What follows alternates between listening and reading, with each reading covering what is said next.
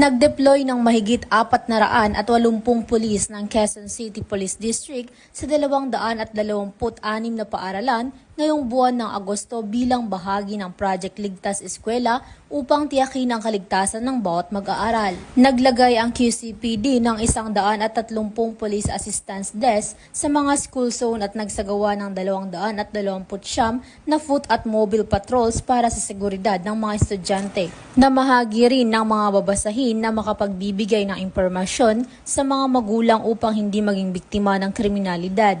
Layon ng proyekto na gawing ligtas at walang pangamba ang bawat paaralan para sa mga estudyante, guro at mga magulang. Mula dito sa Camp Bagong Diwa, ako po ang iyong PNN correspondent, Patroluman Mikami Bahiwag, alagad ng batas, tagataguyod ng Balitang Pulis.